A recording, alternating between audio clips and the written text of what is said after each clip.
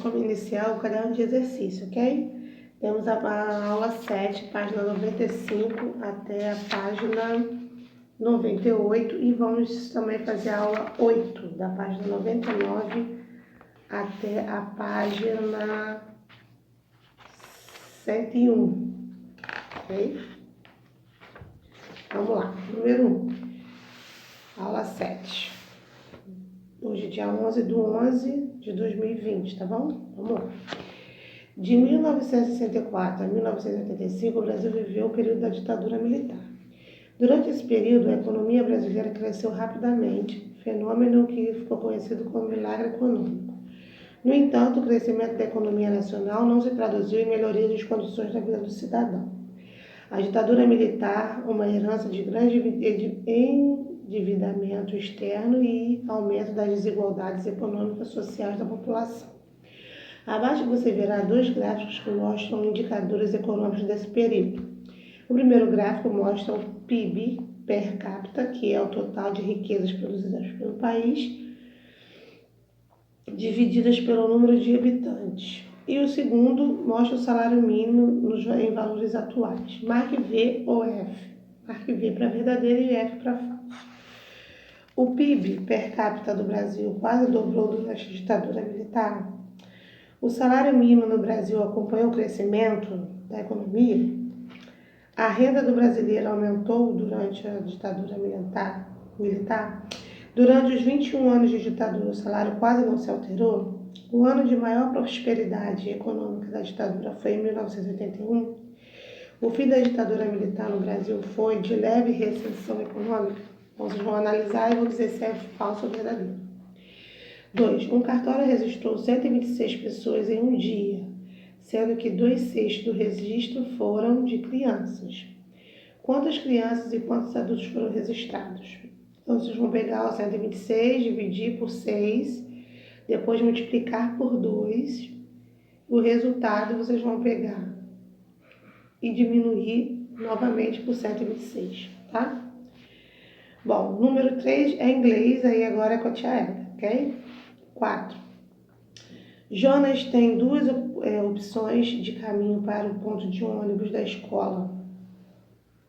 Tá? Opção 1, 20 por 100 km e opção 2, 50 por 100 km.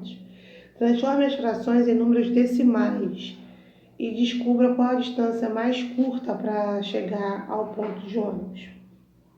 Vocês vão botar lá quanto que é 20 por 100, né? Sabendo que quando 100 fica 2 zeros depois da vírgula, todos dois são por 100, então sempre fica depois da vírgula 2 zeros, ok? E depois vocês vão saber qual é o caminho mais curto, depois que vocês transformarem nos decimais. Vamos lá. Renata foi ao cinema com suas filhas Natália e Carolina. Ela pagou pelo seu ingresso R$10, porém o ingresso da Natália e da Carolina custa metade, que foi o da Renata. Quanto a Renata pagou nos 3 ingressos? Então, se é metade, vocês vão botar metade de 10, 5 e fazer o somatório para ver quanto que deu. 6. A temperatura média global aumentou nos últimos anos, devido à intensificação do efeito estufa. Em uma cidade, como Rio de Janeiro, as temperaturas chegaram a ultrapassar 44 graus Celsius em dias de verão. Em uma semana de dezembro, os termômetros marcaram segunda 41, terça 37, quarta 41, quinta 40, sexta 39, sábado 47, domingo 38 graus Celsius. Calcula a média de temperatura naquela semana. Então, vocês vão somar tudo e depois vão dividir por 7 para ter uma média da temperatura. 7. A ditadura militar brasileira durou 21 anos e no período de 5 militares, tá? 21 dividido no período de 5. Foram 5 militares que governaram de forma desigual, o tempo no poder. Porém, se dividirmos em média o tempo pelo número de militares, quantos anos cada um teria ficado no poder? Então, deixa eu pegar 21 e dividir por 5. 8. Jânio Quadros foi um dos presidentes eleitos que menos ficou no cargo, tomando posse no dia 31 de janeiro de 1965 e renunciou em 25 de agosto desse mesmo ano. Quantos meses ele ficou, mais ou menos? Então, vocês vão fazer o quê? Vocês vão pegar o número os meses que ele ficou, né? E diminuir por 1. Aí vocês vão saber mais ou menos os meses exatos que ele ficou. 9. O plano de metas de JK no Brasil foi de 50 anos em 5. Segundo essa ideia apresentada por JK, qual é a fração que representa este plano? Tá?